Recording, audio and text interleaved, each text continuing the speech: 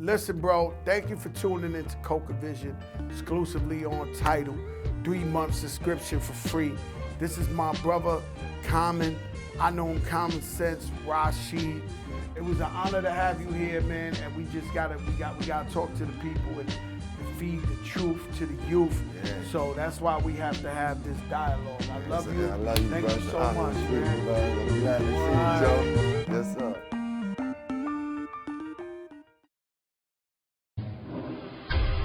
Well, drug tunnels under the border. Mexican cartels have dug them to funnel their product into our country.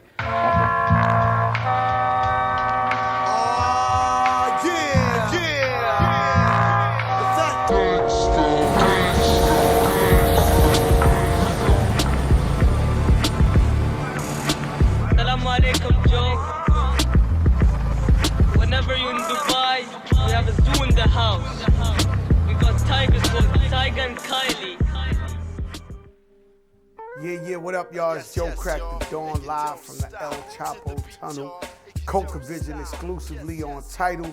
Today I got one of my, man, this is a friend of mine for over 20-something years, since 1993. I'm not gonna tell you everything because that's what we're gonna talk about now. I call him Common Sense, I call him Rashid. The world calls him Common. Yeah. What's up, my brother, man? I'm glad to see you, Joey. I be saying Joey because that's my guy, man. I could tell you some stories. My memory, I don't get high. Yeah. So my memory is incredible. My memory pretty sharp, but yours probably sharp. No, I'm sharp with it.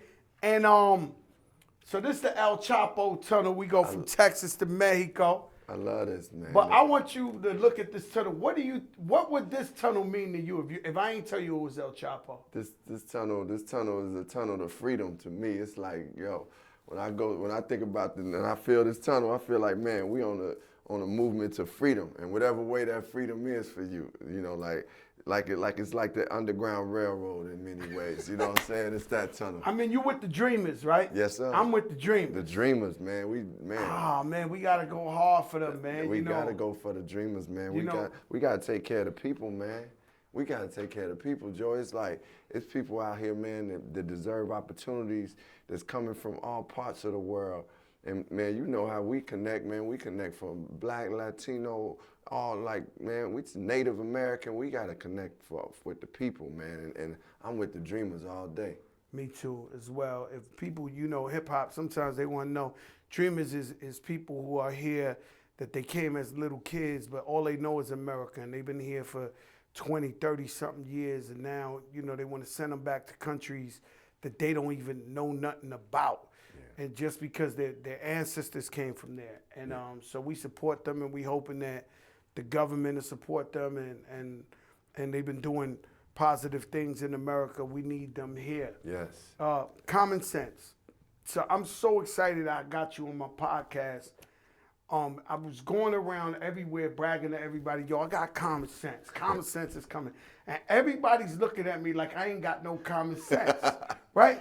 So and then I turn around, I tell my son and I tell my people at dinner, I'm like, Common is coming up. Oh, Common? You got, they don't call you Common Sense no more. No. Like you said, we go back 93. That was my name from when I started as an individual artist, as a solo artist, Common Sense.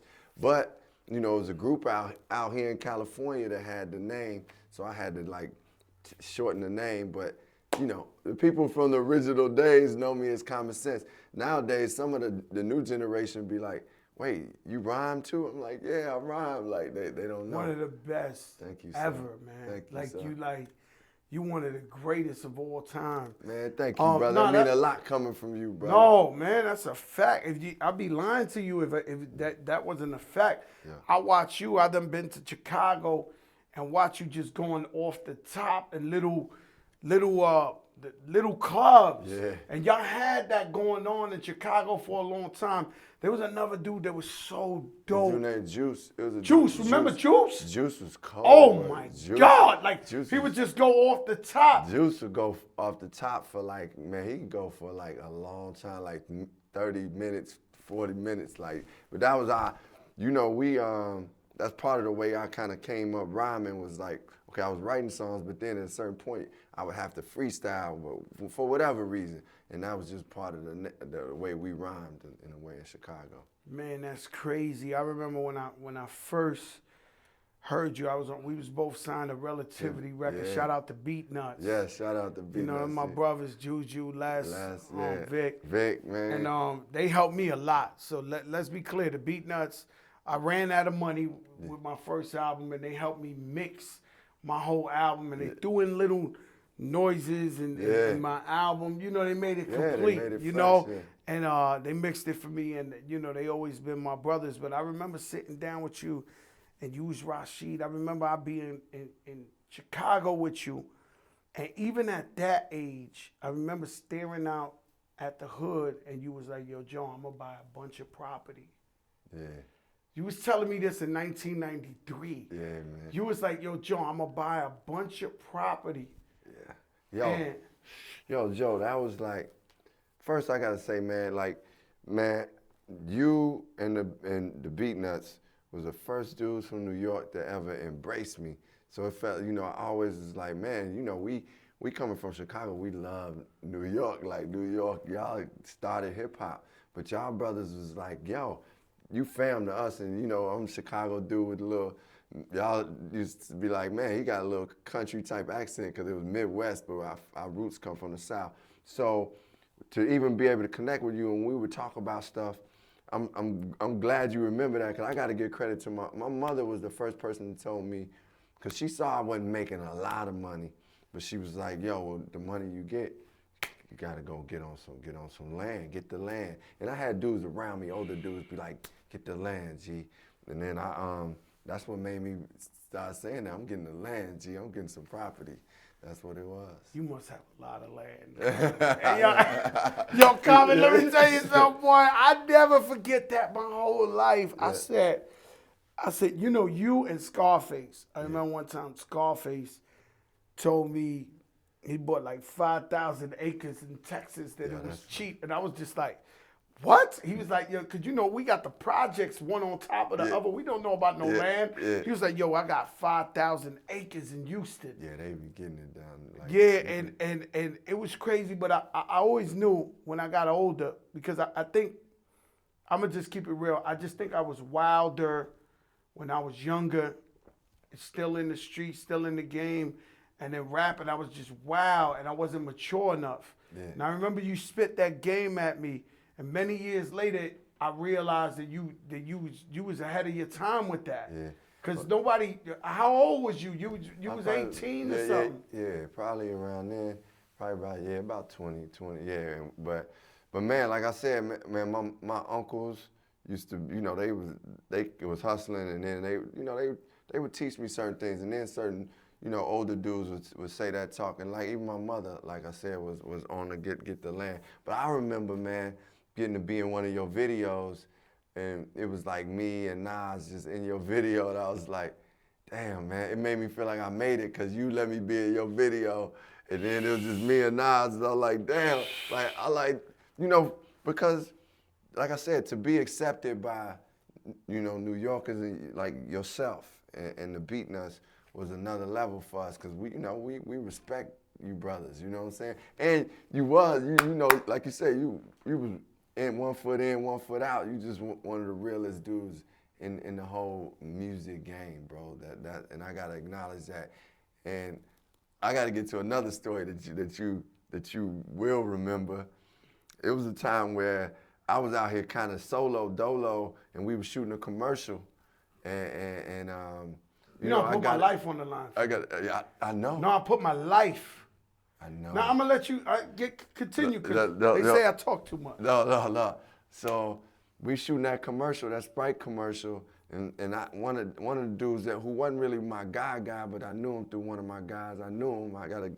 He had got into it with some Mac 10 and they guys. So it was like, man, it was about to be serious out here.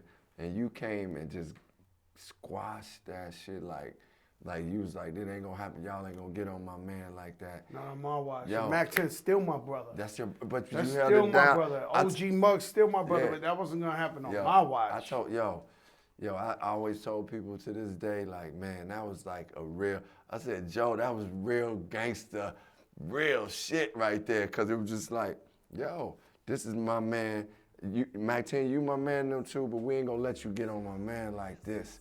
And then y'all just man. Oh no, we couldn't have that. And I had to explain to him like, yo, this is my brother since day one. Yeah. It's impossible. Yeah. You know him. Yeah. But if you really hate him, I wish you would have caught him somewhere else. But you cannot. Yeah. You cannot do this. Yeah. And thank God it ended well. But that was because you diss Ice Cube. Yeah, yeah. How did that come about? Well, you know, Joe, I had the song I Used to Love Her, and I used to love her. I'm talking about the evolution of hip hop. You know, it's a metaphor, and I'm talking about the evolution of hip hop. I understood. Right. So at a certain point, like, I talked about hip hop moving to the West Coast, but I wasn't saying it was bad. I just said she left the Afrocentric stuff behind and Ice Cube and I think Mac 10, they definitely felt like I was disrespecting West Coast, and I'm like, Cube, I grew up listening to you. I ain't gonna disrespect you. Y'all was part of my influence too. But anyway, they eventually they said they dissed me on the record. I saw them on BET with Big Les, like, yeah, comment. I was like, I'm gonna have to go at them niggas. I just had to. And you went so hard, man, because Ice Cube, we know he was dismantling the whole NWA. Like Ice Cube, one of the greatest of all time. One of the greatest. And you went so hard at them. And then I know you from being a conscious rapper, being a good guy, and you went so, the bitch in you went so hard. And I know why they was mad. Like, I know why they was mad. I was like, oh my God, like, what happened here? Like, yeah, man, but I mean, you know, that was real hip hop, man. Real hip hop, bro. That's what, and it was just one of those things for me. I was like, look, you know, I'm a conscious dude. I'm a good-hearted human being, but I'm a warrior. You know, that's how I just felt. And like, I grew up around the same stuff y'all grew up around. So it's like, yo, I'm gonna have to go back and defend myself, basically, and that's what. And then we kept it hip hop, thank God, but it really was getting to that point, you know, because you remember we had to go do that. We did like Minister a peace treaty that Farrakhan. Minister Farrakhan had. I was there. I know. That's what I'm saying. I was remember, there. When I say you remember, you was there. Goody Mob, CeeLo and some of them dudes was there. Ice Cube flew in. I was one of the only dudes, shout out Dougie Fresh, I was probably the only New York rapper that was there. Yeah. When everybody was in Farrakhan's house in Chicago. And I was just upset with Cube, and I expressed my feelings because he was the OG. Yeah. And he was like, he was already a god in hip hop. Yeah, he's a god, yeah. So he actually was taking steps backwards, trying to mess with you, and then East Coast and West Coast, Yeah. like he had shit to say, and I'm like, yo, bro, I was at the Apollo standing on top of my chair. Yeah. We fuck with you, we love you, nigga. Yeah. Like, how you gonna go bad? Now? Like, I can understand if you, like I had Nori on here, and Nori was talking about how he made LA. Yeah. But I asked him a very important question. I said, listen, because I knew he was just a kid from Queens, he just started. Did you ever think you ever was gonna be in LA? He said, nah, when I dissed him, I ain't give a fuck. I never thought I was gonna be in LA. That's a different thing, right? So Cube, who had so much success in New York and all that, I felt like, yo, you the OG, you a nigga we look up to. Yeah. Like, how could you back, you know what I'm saying? You know we love you, man. Yeah. And that was my point to him. And you went so hard at him, and they wasn't really over it. Yeah. You know what I'm saying? They wasn't really over it. And Mac 10, he's my brother. So I had to let him know, like, yo, Mac, this, you know, it's that you can't do that. Yeah. But, and you saved my life. that's a fact. That's a fact. I'm not gonna lie to you, Common. Yeah. I'm not gonna lie to you. I did. Yeah. Like I did. I had to argue with Stone Cold Killer. Forget Mac 10. I know. The company. I know. And you know the company is Stone Cold Killer, Blood dudes, Crip dudes, and they was talking so crazy. Yeah. And I had to stand there and say, it's not gonna happen. Yeah. It will not happen. Thank you, bro. So they looking at me, yo, Common, I'm sitting there, I'm like, no way this is gonna happen, right? Yeah. But they love me so much, and it was like, and then it was like, yo, he's cool, you talk to him. It's like, nah, he actually told me you was cool after, yo, I didn't know he was cool. I said, yo, bro, I know him since we was kids, right? And so I used to go to Chicago. I used to hang out with DJ Pink House, God bless rest him, in sir. peace, Yes, right? sir. And I used to be in Cabrini Green. We used to play, I don't know if you remember, we used to play pickup games of basketball. Yeah. Do you remember in Yeah. Chicago? Yeah, in Chicago, I used to go yeah. with Pink House and we Yeah. played Cabrini Greens pickup games of basketball. Yo, for real. Yeah, and I was so intrigued with Cabrini Greens because I was just like, man, this is good It times. was good times. That's what Cabrini Green was the project's a good time. And I think Candyman, everybody, a lot of people used to want to come to Chicago and see Cabrini Green because it was like one of the Historical. most famous projects. Yeah. And it was good times. It was good times. The TV show Good Times, legendary, beyond legendary, was filmed in there, and I don't know who thought of that and to keep it so authentic like that, you know. But I remember going over there, right? Now Cabrini Greens is Starbucks, Yeah. Walgreens, gentrification. Yeah.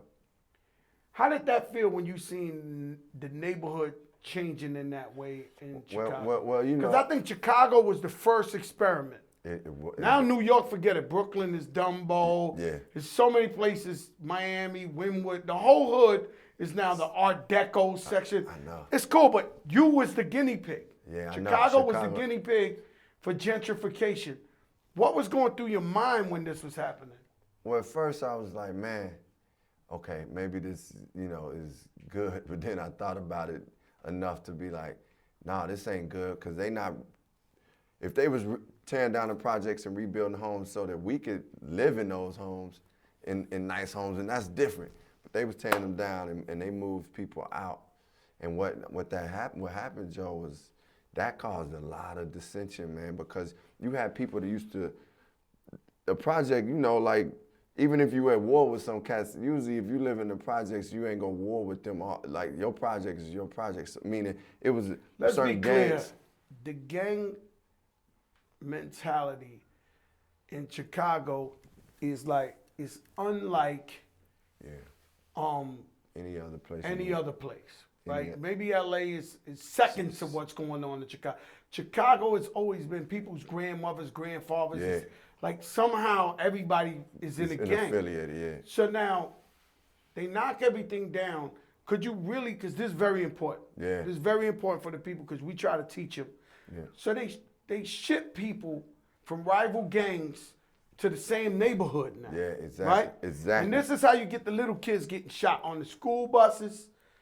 They can't make it to school. Yeah, it's because like you got people that came from different places and rivals now living in the same area. They moved it to the burbs and other areas. So now it's no like code of like, it's no like respect. Like before, if you tripping with somebody, you know his grandmother or whatever, you know their family. So it might not go to the level that it's been going to. Now it's like once that spread out and you took away some of the leaders of the organizations, man, it's no more like order. So then now you got the youngest is going shooting and innocent people getting killed, children getting killed. And now that's been part of one of the biggest issues is that when they tore down the projects and didn't rebuild them for the same people who lived in those projects to take that land and then spread it us out, man, it turned into a all-out like renegade war. My favorite president, President Obama. Yeah. I stood online and actually voted for him. Yes. And they made it harder for me the second time. I live in Miami, and them lines were so long. And it was 100-something degrees, and me and my family, we stood on that line, and people like, damn, Joe Crack out here. Yeah. But one of my disappointments, and maybe you can help me with this, was that I knew for sure that I thought, being that he was from Chicago, that he could stop the craziness that's going on out there with the youth. Yeah. And I was disappointed, even though I'm happy for healthcare. Yeah. Him making it pre-existent. That was huge, right? So many things that Obama did, but why you think he couldn't stop the violence in Chicago? Well, I think the violence is rooted deeper than just like a government move. The government can help by getting better schools and better, like, and creating job opportunities. But some of the root is the police. The police out there ain't really doing what they supposed to do. Some of it is just, man, so many guns coming in that ain't got nothing to do with like presidents or politics, but who knows, it could still be, you know, obviously some government type of thing coming in with guns. But regardless, the point is, some things was beyond even the president's control. Even though I do, you know, wish that he could have been able to do more, but I believe his heart has been in the right place. And even now, he brought his Obama Foundation to Chicago and was like, had people coming from all over. You ain't have to be. He was sitting next to people that's from the hood, building, like, and hearing what need to be done. So I know his intention was that, and I don't know if he was maneuvering politically to do certain things, but I know some of it was beyond any politics as well. See, I don't know, and I don't want to speak out of term and get nobody upset with me, but, you know, many years ago when I used to hustle, drugs was in the streets of New York, like Wall Street. Like back in the days, Wall Street used to have white paper. We literally used to chase cars and sell them drugs. We had no sense of police around the corner. No one cared. Right. It was like a free-for-all, Fat Joe running down on cars. Yo, I got this heroin, I got this crack. Nobody cared. Hundreds of drug dealers, like entrepreneurs in the middle of the street, right? Then at the end of the day, you count how much you made, and that was that. So nobody was scared of the police, right? But one day, somebody gave out a bad batch of heroin, and dope fiends was dying, right? And this is before my time, maybe 20, 30 years before me. I'm talking about since the Nicky Bonds eras and Malcolm X eras. This area of drugs is historically a drug area, like something you can't stop. They stopped it. So they came and they put the National Guard on every corner, and they had a truck coming around saying, if you use this drug, Snoopy Snoop, you're gonna die. And I remember everybody was mad because we couldn't make $1. So I didn't understand why Obama couldn't put the National Guard in the middle of the street to stop what's going on out there. But tell me this though, this is the thing we gotta think about. If you do get the National Guard out there, how many people are gonna end up getting shot too? Like meaning the National Guard going at these youngins for having with guns. Some youngins ain't thinking like, oh shit, I probably shouldn't be out there with that. Like, I don't know what kind of conflict that could cause, because right now, like, it's been times where Trump been talking about putting the National Guard, and it create like it can create a. They would take it different from Trump. Yeah, of course, but they would take it different from Trump. But do you think it could get to a point where it would be some lives lost because of that? There's being lives lost now. Yeah, that's true. And you know what's crazy is Chicago is a beautiful place with a lot of beautiful people. I've never had a bad experience in Chicago. Yeah, it's a beautiful place. You know, I messed with you since day one. R. Kelly, me and him made some of the biggest records. You know, is there hope for this thing slowing down with all these deaths and stuff? Like, could it come back to the old school? Could it calm down? Could people at least fight rather than shoot? Well, it is hope, but I still, to your point, I gotta say that is a strong thought what you said, and I gotta acknowledge that it maybe more could have been done, you know, with President Obama. But I do believe his heart was in the right place. I do believe that, but more could have been done. But I want to say it is hope in Chicago. And a lot of it, man, I feel like, for me, like, I be talking to cats and just saying, man, what do you need? And of course, cats like, man, we need money. So I translate that and, okay, you know, I ain't gonna, you know, we ain't talking about you getting illegal money at this point, because we want you to have a future and a long life, not in prison, you know. So that means jobs is important. And one of the most important things that we can do is create jobs and opportunities for people like in Chicago and wherever city that's dealing with a lot of the violence that because man, when people got money and jobs, work, man, you ain't getting in as much trouble. Think about, you know, what you've experienced. At a certain point, you was like, yo, I got a road over here to make it. So let me stay on this road. I gotta go legit. Yeah, I gotta go legit. As soon as I started rapping, I went legit. Never bro. hustled again. Yeah. And before you, who was rapping before you that was successful out of Chicago?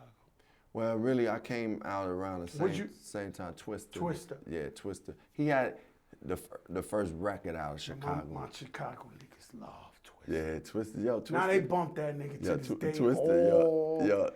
Day though, they died for Twista, man. Twista, cause Twista was West Side, and though he was rhyming fast and stuff, he still was from the hood. Cats knew it. He just was a rap dude, like, and so that's why people ride with him. And Do or Die, when him and Do or Die had that song, they roll with them. And Crucial Conflict. Crucial Conflict. Yeah, you remember in the that? middle of the ball. They was going hard. Yeah, they was going hard with that. So that was some of the first Chicago. It was like Twista came with the first record, then I came out next. So now, somebody who I admire so much, that pretty much follows in your footsteps, and not just as a rapper, but what he does for the schools and the community in Chicago is Chance the Rapper. Yeah, that boy. How you feel about that boy, man, Chance the Rapper? That boy is the truth, man, and like to be like as young as he is and focused, like bringing music out that's his own. Like, man, he be talking about God in his music and like talking about himself like in different ways that it just feel like the way what we always knew hip hop to be like. Yo, when you came out, where I got a flow, Joe, you know, like that was you. That's you. You saying like, I'm Fat Joe, this is Joey Crack, this block. You just being you. Chance is being himself, and I love that, man. It ain't like he trying to be nobody but him, and he ain't afraid to talk about, man, God, his daughter, life, and he's dope with it. And then, on top of that, he out sitting up there meeting with the governor about the education in Chicago. He's sitting up there going to political things like stepping up. So I'm about God using us as a vessel. Yes. I believe, you know, some people preach to the converted. I believe that we preach to people who necessarily ain't converted, but we give them consciousness. I learned that from KRS-One when he said airplanes flying overseas, people dying, politicians lying. I'm trying. I hopped the train and I had my Walkman on, and I bought his album because he had the Uzi. Yeah. Because I'm on a gangster tip. Yeah. And he brought consciousness into me. So I always try to put consciousness in whatever I do and use me as a vessel. I'm not perfect. Yeah. You know. None of us but I are. do whatever I can to help the people, whether it's computers in schools or running basketball programs or helping Puerto Rico when they need, you know. And the thing I love and speaks great character is when I see Chance the Rapper out there with the Chicago youth, when I see him, that's bigger than his raps. Yeah, that's bigger than, it's bigger. To me, that's bigger than his raps. Because there's some people out here, let's say most people, are selfish. Yeah. And they take everything for themselves, and they don't want to show nobody else a better way. Yeah. So that's why I love the young boy. I love how Kanye West, first of all, Kanye West is my favorite rapper. Yeah, that boy dope. It's the bottom line, right? For the last era, Yeah. right? And you know, I love how he came out after you and respected you so much, and you guys linked up together and became a crew together. Yeah. Man, I was so happy for you and him, but I just felt like that was dope for you. Like I was just like, yo, here he come, and he doing the right thing. Yeah. They rocking together. Yeah. And now you making these ill videos. Yeah, dude. You know, they in the middle of the street. I'm like, yo! Yo, that was a blessing, man. Ye, like I knew Ye since No ID. He used to come to No ID's basement. So he was about 18 and 19. I was like 22 or something, somewhere around there. And then, No ID was your guy. Yeah, No ID. He clear. That's yeah. that's who you started with. Yeah. That was your man. Yeah, I know him since 4th grade. That's my guy, man. And then Kanye started working with him. He started working with Kanye's mom, God bless her soul, and No ID's mother knew each other, and she told him, yo, my son is getting into music, so he would come around. And then Kanye, at that point, you know, he was making beats, and they was getting there. No ID was helping him out, sharing stuff, but Ye had the talent. But he also rhymed, and he used to want to battle me. He'd come around battling, talking shit and all that. But it was my boy. I liked him. He's a good dude. But when we finally came back around and connected, when he was finishing College Dropout, I rhymed on Get Him High. And then he produced the album B, Find a Fab, and we kept doing some more music. It was like, you're right, it was the right combination because he took my music to another level. Because this dude knows, one thing he knows how to do is make songs in soul, they got soul, but they have a mass appeal. Like, they be like, and he know how to make, and with same thing you just said about visuals. You remember us being out in the street because as soon as I wrote the song The Corner and rapped it, and he heard it in the studio, he said, yo, this video is gonna be in black and white, and smoke gonna be coming out of your mouth. We in Chicago, it's cold as hell. And bro, we went and filmed that video, it was so cold. And we did exactly what his vision was, and it was incredible. So that's working, for me, that was working with a genius. He is a genius. Yeah, genius. He's a genius. Yeah. And he has opened so many doors and have made so many opportunities for people. Yeah. He has trendsetted all cultures. And not only that, for a rapper, and that's something me and you got to talk about, a rapper turned actor, because I know that was like taboo. They wasn't respecting that. Yeah. And boy, you one of the most respected actors on earth, right? Thank you. Yes, sir. But not for real though. That John Wick thing. Yeah. Oh man, yes! You know, you messed with that. Yo, that John Wick. Yo, thank You was so militant in that thing, boy. That boy John Wick is tough. Yo, huh? I love, Keanu Reeves. I'm gonna tell you, John Wick.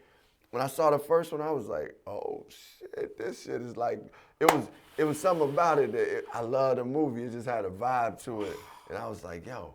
So when they asked me to be in the second one, I was like, yes sir, cause them dudes. But I don't even know how you do it, man. You common sense, and you Rashid from Chicago. Yeah. And I forget I even know you. I'm looking at the movie and you so militant. I thought maybe you was from like Paris or something. Yeah. You know, you like one of them dudes over there. You killing shit. I'm like, oh my God. Yo, we'll get into that because I'm jumping all over the place, right? But let me just go back to Kanye West, right? What I'm trying to say is, once again, like I tell you, I love that people use their platforms to help others. Like to say, I discovered Big Pun, Remy Ma, DJ Khaled, Pitbull, Cool and Dre, E. Rivera, #1 video director. Like so many people, I feel like I can't smother greatness. Like if it's great, I gotta help them blossom and let them do what they gotta do, right? And but Can I Kanye, ask you a question? Yeah. Where did you meet Big Pun though? I met Big Pun outside of a bodega in my old neighborhood. So I was one of the only rappers that really still thought he could be in the hood 24 hours. Like Platinum in the hood with slippers on, acting like Joey still living 5E. That had to change. You know, it was like, yo, we're gonna die out here, Joe. Like you gotta stop. People start getting jealous. You got Bentleys on the block. It's too much. But I was really trying to inspire them. I never did it to show off. I always came through to inspire. You know what I'm saying? And it's the roots too. So you feel good to go back to the roots sometimes. Like terrible, man. Let me tell you something. I said, so I walk out the bodega I always walk out of, and there's 4 dudes ramming, and they all Spanish. And all of a sudden, I see a big boy. He got a pack of Marlboro tied up in his tank top, and he got some beads on his. So I'm like, what is the fatter Puerto Rican dude gonna rap about? Yeah. So I already knew they was trying to get me to listen. So I walk over. I'm wrapping up my second album, right? Yeah. Jealous One's Envy, and this dude went, hey yo, come, you know we hip hop historians. Yes, Can't nobody really get one past us. Yeah. We know the real. We know. You know greatness, man. When you hear this, right? That's why I used to love it. Was so damn near diabolical. It was poetry. It's going down in history, right? I'm just letting you know. From day one, when I understood it, I was like, oh no, this guy's a genius, right? So when Pun rap, he was like, me and my guys are playing hot and fluid, so you might get shot and lose a lot of fluid. Learn to do it at the early grades. Ever since the early gauge, I would learn to age with it. I would earn a wage with the 30 gauge, right? And then just playing hardcore. And then he stopped and he said, snatch the moon out the sky and blow the sun away. Me and my niggas playing hardball, strictly hardcore lyrics till up, and I was please get in the car. Yeah. Like, you know, You like, no. no, I couldn't take it. Yeah. Please get in the car. Yeah. So I opened the door. I had the Lexus, the 400 Lexus, the big boy. And he walking in the car, and his boys, they looked so sad. Yeah. They were like, yo, Pun. He was like, yo, chill. I'll be back. He got in the car, and I took him to the studio that night and put him on my album. So I already knew, because I knew Puff before he had any bread. Yeah. And I knew Biggie since he started. Since he was freestyling, he didn't even have a record. What? So I saw what Puff did with Big. I immediately knew I'm gonna make this the Spanish Biggie. Yeah. No question. Because Yeah. if I would have let Pun, I'm gonna keep it real. If I would have let Pun's favorite rappers was like Black Thought. Yeah. Like he was an I know, that's underground. what I- He that's just what- wanted underground. Like Pun would have never did a Still Not a Player. Right. I used to have to fight him like, yo, girls, Yeah. hits, Yeah. let's make money. He'd be like, yo, you limited. Like, the arguments me and this dude would have, yo, Eve, am I lying? Yo, you are limited. You don't want me to talk to my people. Like, I'm like, yo, Pun, I'm going to tell you the truth, Common. I know you positive, but I'm like, yo, drugs, money, and bitches. Yeah, exactly. That's all I want to know about. That's all I want to know about. But he really wanted to talk about the world, what's going on. I used to go in there and fight with him every day, right? And but he came in the car, and the rest is history, right? But what I keep trying to forget about this Kanye. What I want to tell you is that, so say this thing is Off-White, is one of the biggest brands in the game. Kanye West friend, Right. the Fear God guy. Yeah. Kanye West friend. Yeah. Every nigga in the world making $1 come from Kanye West. Yeah. It's a lot. The Yeezy switched Adidas. Yeah. Turn the lights on. Yeah. It's that dude is genius. He touched. One thing I love from the beginning with Ye was what you just said. If he saw it like you working to do your thing, he would put you on. He had GLC on his stuff, Consequence. His guy really though, like he would put dudes on. I heard like, Chance the Rapper from Kanye Yeah, West. and then I mean, Chance went bananas yeah. on that joint. You Oh, know, yeah, my he- daughter likes Sia. You can't see her. Ooh, he killed was that. just- Just like Sia, you can't. You can't even see her. Yeah. I'm like, woo. Yeah, he was on that. Nah, man. he bounced on that. Yeah, he Like bounced on that for real. But he was on something. that's what I love about Ye. And you're right. Like if Ye put his energy towards it, that thing is like it's gonna touch the world some way. Cause he one of the greatest visionary. We know he's a genius, but greatest visionaries that we've ever seen. We ain't see shit yet from him. Yeah, he's still not. I think he's gonna design churches and stuff. Yeah, that's the thing. That's the thing you get with him, man. Like at a certain point, first it was going to the studio. Like we go to the studio, I bring records to him, and he'd just listen to records and start cooking up beats. And then, you know, he would still go do a couple other things, but come back and do music.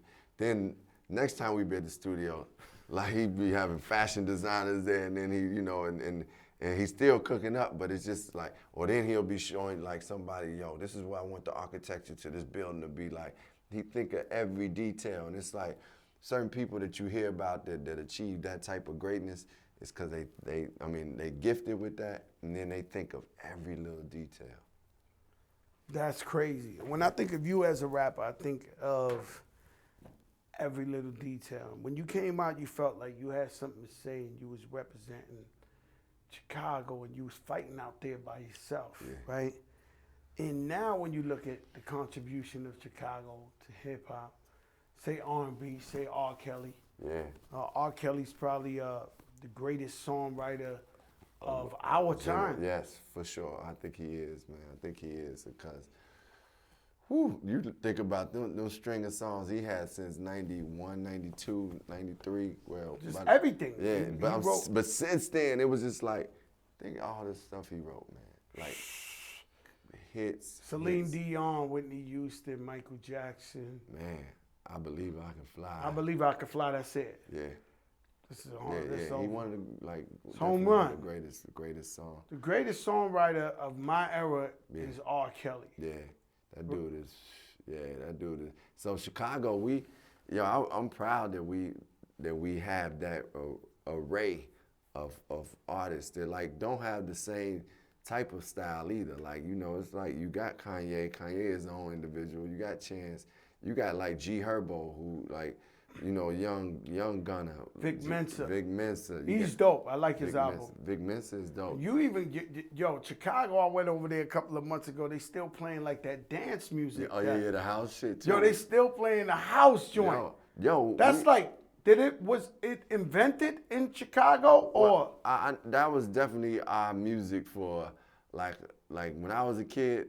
House music was strong, and what was crazy though, Joe, house music was like what Ye sampled on that Fade, that song Fade. Yeah, that's what it is. That was that. Doom. That's that house. That was house. That's the house music. Yeah. But then we also would have like stuff like we would songs like Stevie Wonder, Do I Do was house to us. Do I do? Dun, dun, dun, dun, dun, dun. That was house to us, and like it was certain Harold Melvin and the Blue Note songs that, I don't know, that was the house, and house was part of our culture, but you know, also was something we called Dusties, which was like Earth, Wind, and Fire, and the Commodores, and like Shaka Khan, all that was like. Me, I was Stephanie Mills, you know. Yeah, she does. You know, she she cold, man. Yeah, I love her, man. She, Stephanie Mills.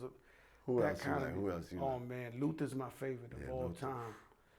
Michael's second favorite. Yeah. And then it would be Stephanie Mills or Sade, believe it or not. Yeah. You know what I mean? Yes, yeah. I got a thing for you that I wanted to ask you. I used to argue with my boys back in the day. This was something we had. I would say that, and they was, because Cool G Rap was one of the dopest MCs, right? But if you had to answer this, this was our argument. I told them Luther was more talented than Cool G Rap. Luther was the best ever vocalist ever in the history of mankind. Right. And I mean, I'm not trying to diss Cool G. Nobody's better than Luther Vandross at singing. But I also say it's two different conversations. I know, but that's what we used to Luther get was into. definitely better than Cool G Rap. Okay. But let's be clear. Okay. Cool G Rap and Big Daddy Kane are Big Pun's favorite rappers. Yeah. Big Pun got influenced by them too. Actually, it made me cry so much when we was at Pun's funeral and Cool G Rap came up to the coffin, you know, and paid his respects. It was like it fucked me up. That was like, I couldn't believe it, because I knew from the first day I met Pun was, I was like, yo, how you get? He was like, yo, Cool G Rap. Yeah, them dudes. He was like, yo, Big Daddy Kane. Yo. I used to ride around in New York with the system. I used to go through Queens hoping I could bump into Cool G Rap. Man. Cool And I remember when I first met Cool G Rap, I'm gonna tell you the truth. I met Cool G Rap, I was still hustling. It was before I was rapping. And I was in a club with him and some dudes tried to front and I pulled out the hammers. And that's how I got cool with Coogee Rap. real? You know, I held him Yeah, down. yeah. He came in the car with me, so he always knew it was real. Yeah. Coogee Rap always knew from day one, like, yo, this nigga Joe jumped out. Yeah. In fact, the stash box, nigga. I pressed the button and shit. He saw the shit. This shit really happened? Just the fucking air conditioner open, nigga. I pulled out the hammers. He was like, oh no, I gotta be cool with this. He bought that life. Yeah. But Luther Vandross, you know, I tell a story, 2 times in my life, I was scared to walk in a place. One was I pulled up with my wife. I knew Luther Vandross was dying. You know, he was in New York in a hospital. He's like my idol, and I pulled up to the hospital, and I probably could have got in. I was Fat Joe, what's love?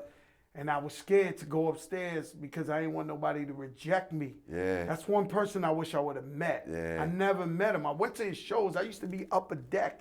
He was this little, but I wear these watches because of Luther Vandross. Straight up. Luther Vandross used to wear shit like this, and it be shining, and I be upper deck in the nosebleed. Yeah. I go see Luther in that. a suit. I don't even like suits. I would go get me a suit. I love that. My wife would be dressed nice. We upper deck, B. He'd be like, ooh. Yeah. I'd be like, oh my God. Yeah. I listen to Luther Vandross every plane flight. Really? That dude. To this day, every single plane That's one of the flight. greatest voices. You talking about? Now he's the greatest. Your favorite rappers of all time? My favorite rappers. Who's your favorite rapper? Probably of all time? Nas, man. To be honest, Nas is like. When I heard Illmatic, man, that changed that changed my life. That changed my life, man. That changed the way I was like, man, we could write at that level. Like I felt like the way he was writing was so poetic. It was like Effortless. And it was effortless in his voice. The way he was describing things, like when I heard that, you know, he was like, rappers, I monkey flip 'em with the funky rhythm, I be kicking. Musician, inflicting composition. Of pain, I'm like Scarface, sniffing cocaine. Holding the M16, see with the pen I'm extreme. Now, like, I was like, bullet holes left in my peepholes. I'm suited up in street clothes. Had me at 9 and out the feet folds. Man, I was like, with or without the airplane. I Woo! did some E&J. Sneaker Uzi on the island in my army jacket lining. lining. Come on, He man. was saying he was going to go in Rikers Island with with the the- Uzi in I his know. army jacket, half man, half amazing. Yo, I we was almost in named the- my son after Nas. Yo, that dude, that was like, for me, he's, if I gotta go with my favorite, that's my favorite. He was like, when he was talking about this nigga raps with a razor, keep it under my tongue, the school dropout. Never liked the shit from day one. Woo! Yo. Hey, yo, that changed my life. So I'm doing Flojo, bust it, check it. When Nas came out, it was the gift and the curse because I loved it so much. I never heard nothing like that, but at the same time, I was terrified. Yeah, I know that Because I knew I had to step my game up. Yeah, we all Because did. I'm not going to get away with Flojo.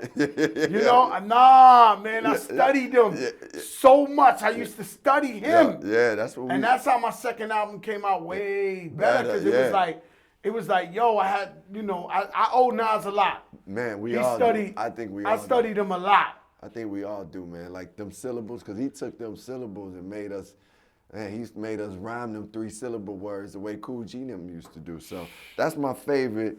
You know, Big Daddy Kane was one of my favorites too, though. I love He him, don't man. get his get- props he deserves. Daddy, Smooth man. Operator, I'll tell you the negative side of it. He made me sell drugs when I seen the video Smooth Operator, and he had the girls around him, and he was shooting the pool with the ice on and all that, and I was like, oh no, I gotta get money. You gotta get. Yeah. I gotta get money. I gotta. All right, question I ask all the guests: Trump. What you think about Donald Trump? Man, you know what? I mean, I feel like he's an example of what America's problem has been from the beginning. That's white supremacy, racist mentality, greed. That's been one of America's issues. So he's just a reflection. He's a child of one of the biggest issues we've had in America since the beginning. Some of the people, you know, that were known as the forefathers think and thought like Trump, but he just the dude that's coming out saying it. So, you know, I don't feel like it's so shocking as, you know, it's shocking how many people support that ignorance though. Like how many people like silent majority. Yo, a silent majority. Like Silent majority. like- he ain't lie to you. yo, bro, the fact No, he that, ain't lie to us. Man, he he came out saying the silent majority. bro, he and the fact that like he can say so much stuff like that, and like, man, like they got the dude on tape talking about grabbing pussies, and he got elected president. Like president, the leader of the country. Every rule you He could broke think every of. yo.